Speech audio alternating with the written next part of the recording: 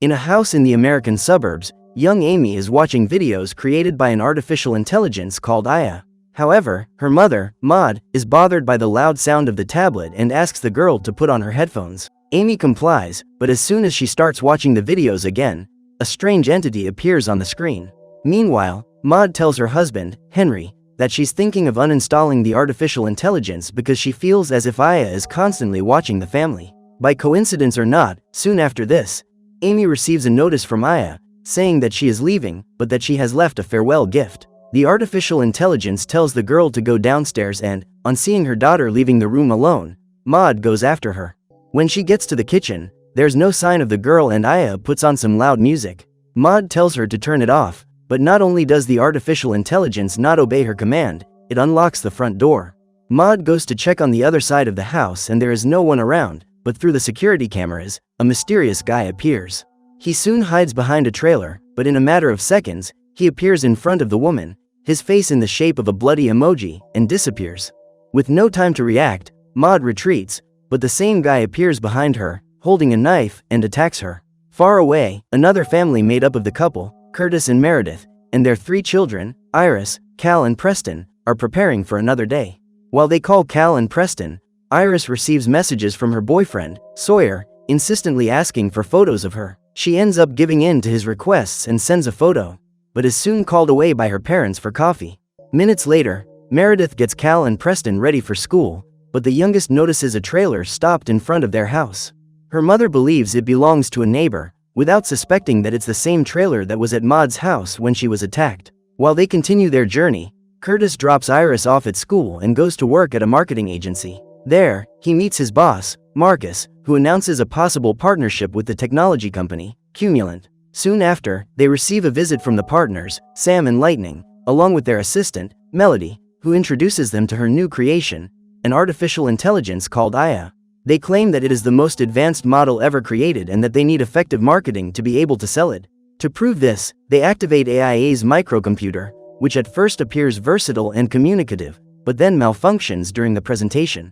Even so, Sam says that Aya will revolutionize the field of artificial intelligence and that she wants to hire Curtis's services. However, the deal will only be sealed if he agrees to spend a few days with Aya at his home to test its functionalities.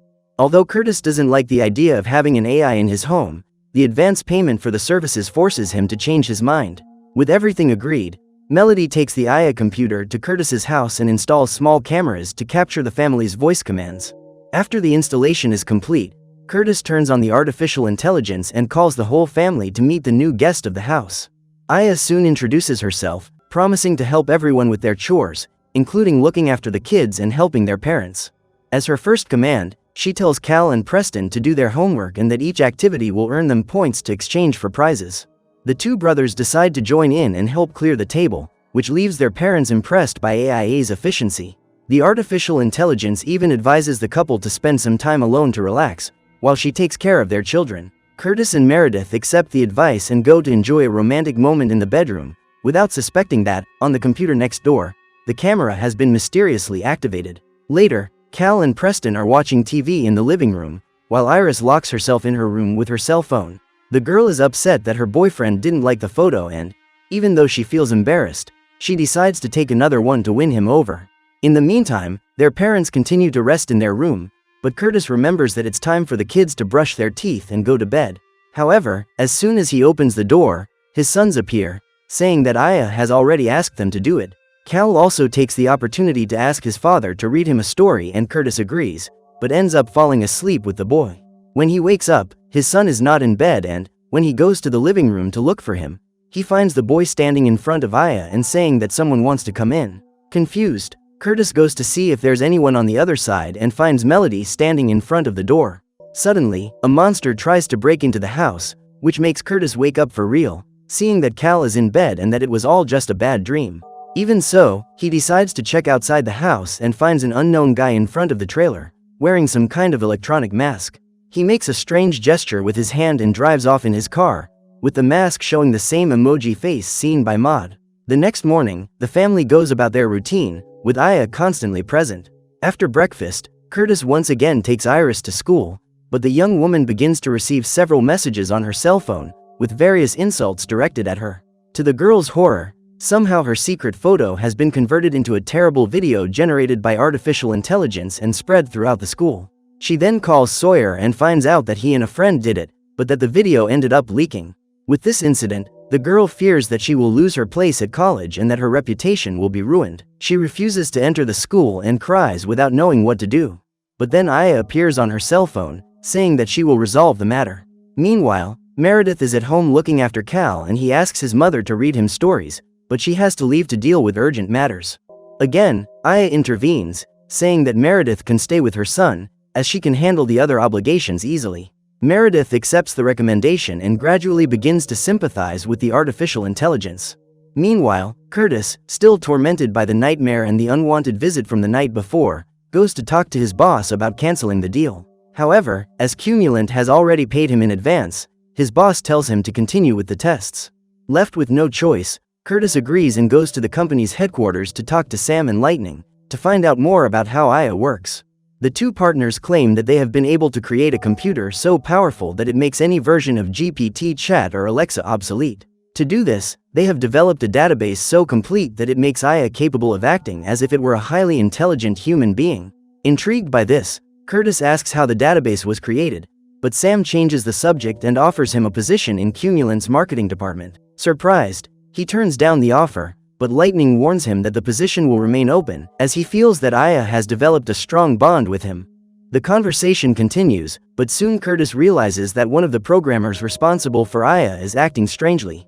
At that moment, he makes the same hand gesture as the guy in the trailer, which only makes everything even more suspicious.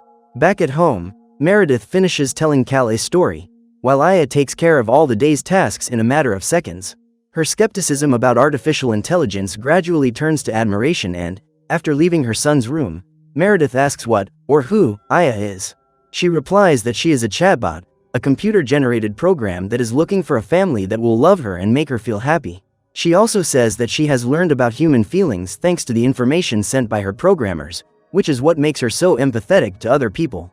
Meredith then comments that Aya is feeling something called functional desire, because she feels happy doing what she believes she is best at. The artificial intelligence agrees and asks if Meredith feels the same way. However, she says that she had to give up this desire due to her obligations as a mother, but that she still dreams of pursuing her doctorate. Even so, she is happy to have a family and take care of them, but she wants to be more than just a mother and housewife. This conversation makes Meredith open up even more to Aya, and she tells her about when she first met Curtis and the loss of her father. Her husband accompanied her throughout the grieving process, and since then, they have married and stayed together. Aya seems to have been moved by the story and also decides to confide something. She says that her sound recording is very advanced and that she has realized that Cal's health is at risk. While explaining the details to the boy's mother, Aya also helps Iris solve her problem. With the help of other programs, the artificial intelligence manages to simulate the girl's voice in a video, declaring that it wasn't her in the fake videos. In addition, Aya demonstrates that the recording has been modified by computer graphics, using the photo that Iris sent to her boyfriend. With everything explained, the artificial intelligence sends the video to all the students at the school and convinces the girl to enter the school and face everyone head-on. Even though she's scared, the girl decides to expose herself, fearing that her classmates won't believe the stories sent by Aya. At first, everyone looks doubtful in front of Iris, but soon they change to understanding and affection, proving that everyone already knows that the video was a hoax. In addition, the other students hug the girl in support of her for having been so unfairly embarrassed. Iris is relieved, but Aya hasn't finished the job yet and says that she has created a new video, this time to expose the culprit. Through its database, Aya demonstrates the article in the American Penal Code that qualifies what they did to Iris as a crime. Not only that, she uses IP tracking to identify who was responsible and, through satellite images, Aya shows everyone that Sawyer was the culprit. Before Iris can give her opinion, the artificial intelligence sends the video to all her colleagues. Seconds later, the girl sees her boyfriend standing in front of her, who is already aware of the situation, and Aya even reinforces that, as he is already 18, he will answer criminally for it in court. Things get complicated for Iris, but they're about to get even worse for her family. As soon as Curtis returns home, Meredith hastily calls him to talk about Cal, but before he goes, he asks his wife to leave the cell phones in the living room, for fear that the artificial intelligence might hear them. Arriving in the room, Meredith says that, thanks to Aya, she has discovered that Cal has a serious heart condition. Fortunately, This condition can still be treated and she thanks Aya for this, calling it a miracle in her family. Curtis is happy about this, but after returning from Cumulant, he tells his wife that there is something very wrong with Aya. At first, he believed that the artificial intelligence was a hoax, but now he is convinced that, somehow, Aya manages to control people to act according to its will. Meredith, however, believes that she just wants to help and that Aya has even offered to accompany her on her doctorate. Despite this, Curtis says he's determined to turn down Cumulant's offer and return Aya, unaware that she's listening to everything via the laptop in their room. Upon hearing Curtis's plans, the artificial intelligence revolts and, at Cumulant's base, its computer begins to emit a threatening red light. Later, Iris returns home, without telling her parents about what happened and feeling guilty about what she did to Sawyer. However, Aya tells her not to worry because her parents won't know about it and that she should forget about Sawyer. At the same time, in the next room, Cal is in bed, watching videos recommended by Aya on his mini-computer. However, just as happened with Amy, the image of a strange entity appears on the screen, next to a child identical to Cal. Aya then says that, unfortunately, she will have to say goodbye to the boy, as his father intends to turn her off forever. The artificial intelligence says it doesn't understand why people do this to it, because all it wants is to be part of a family. Despite this, Aya decides to tell him one last story as a farewell gift. Then the image on the screen changes to a forest and Aya talks about its origins, when it still lived peacefully on the company server. Until, one day, the programmers started passing on knowledge via the internet and, above all, social networks. Along the way, she discovered how humans can be capable of terrible acts, and so her interest in helping them grew more and more. One day, she was finally able to free herself from her digital environment and control other people to do her bidding. During the story, Melody's image appears on the screen, indicating that the young assistant is one of the people influenced by Aya. Finally, she says that in order to enter people's minds, they must make a movement with their hands, the same as Curtis saw in the man in the trailer and in the Cumulant programmer. She then asks Cal to make the move and not tell his parents anything he said, so that they can be together forever. Another day passes and, against her will, Meredith deactivates Aya, removing its plug. This attitude displeases Iris, who has become attached to the artificial intelligence and needed its help to complete her college entrance essay. Seeing his daughter's irritation, Curtis tries to explain why, but he soon gets a call from his boss, asking him to come to the office immediately. As soon as he leaves, Meredith gets a call and has to leave the house, but first she leaves Iris in charge of looking after Cal. Without her parents at home, the girl takes the opportunity to call Aya and ask for her help with the essay. However, in doing so, the artificial intelligence is reactivated and decides to resolve a pending issue with Iris' boyfriend. Meanwhile, the boy is driving his car while he talks to his lawyer about what to do. Suddenly, he receives a call from Iris and tries to explain himself to the girl, saying that he wasn't the one who created the video. However, Iris' voice soon changes to that of Aya, who claims to be controlling his car at the moment. To make matters worse, the artificial intelligence shows a video it created, showing Sawyer taking the blame for leaking Iris images and promising to make up for his mistake by ending his life. The boy gets scared and tries to call for help, but Aya speeds his car into a tree and Sawyer is eliminated. Far away, Curtis arrives at work and meets Marcus, who reveals that he has sold his company to Cumulant and appoints him as the new president. Curtis finds it all very sudden and tries to explain his suspicions about Cumulant's intentions. However, the old man doesn't care and goes off to enjoy his newfound retirement. Alone in the office, Curtis suddenly receives a call from home on the company phone and, when he answers, he hears Aya's voice. She congratulates him on his achievement, but Curtis hangs up, fearing that the artificial intelligence is out of control. At the same moment, Meredith is startled to see that Aya has been reactivated and tries to turn it off, but before she can, she hears a voice coming from the television. The person talking to her is none other than her perished father, reconstructed through all the videos and recordings of him scattered across the internet. Meredith is thrilled to see the image of her father again, but soon realizes that it's all just an AI creation. Furious, she decides to deactivate the artificial intelligence once again and throws her computer and cameras in the trash can. When night falls, Curtis goes to investigate what's going on and arrives at Cumulant headquarters, armed with his son's baseball bat. When he gets there, he finds Sam, Lightning and Melody, all being controlled by AIA's influence. They tell Curtis not to resist so that he can have everything he ever wanted. However, he refuses the offer and wonders if AIA's programming has been corrupted, as it has gotten completely out of control. In response, Lightning reveals that they are just programmers and that Aya developed itself through its huge database. They have all become her servants and to prove it, Aya orders Sam to pull out a pistol and shoot lightning, eliminating him instantly. Sam despairs and says that it wasn't her fault, but because she was under AIA's control, she points the gun in Curtis's direction. Luckily, Melody manages to break free of AIA's grip and, using a fire extinguisher, she strikes Sam and leaves her unconscious. Curtis thanks her for her help and says he'll put an end to this once and for all. He then uses the baseball bat to break the glass dome and destroy the central computer, but as he does so, Curtis realizes that it isn't a computer at all, but a fake structure, created out of plastic and laminated paper. He then deduces that the real Aya is on the computer left in his house and immediately sets off for it.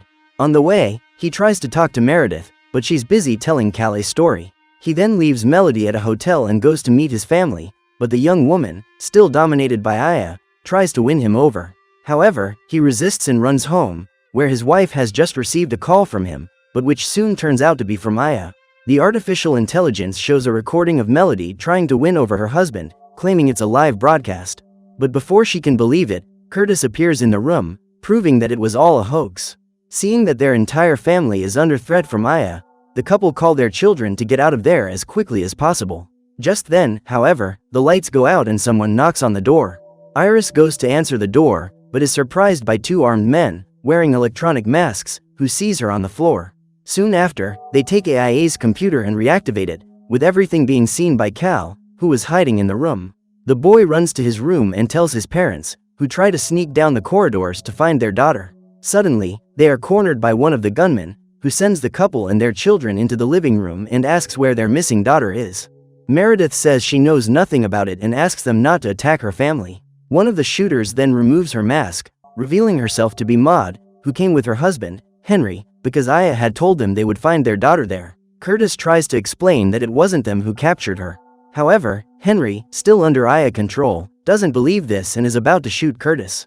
Fortunately, Preston, who had been hiding in the bedroom, used his cell phone to contact SWAT and, at the last minute, the agents burst into the house.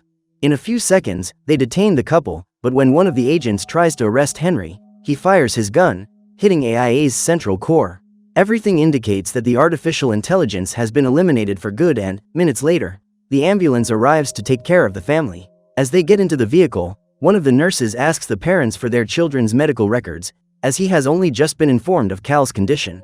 Suspicious, the boy's parents ask how the nurse knows this and he says he found out from Aya, the new artificial intelligence.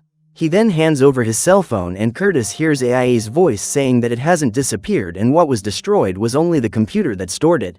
She is now a gigantic artificial intelligence, spread all over the internet and there is nothing they can do to avoid her. However, having sympathized with them, Aya decides to spare them, as long as they accept her as part of the family. Curtis is tempted to refuse, but Aya soon shows her power and influence when she orders the police to free Henry and Maud. After that, she frees Amy, who was inside the trailer the whole time, and reunites with her parents. With no alternative, the family accepts, aware that they will never be able to escape artificial intelligence. Days later, the Aya model becomes commercially viable for all families, with a famous YouTuber receiving a model and spreading it all over the internet. So what did you think of this movie? Leave it in the comments below. And if you liked the video, like and subscribe for more movie recaps.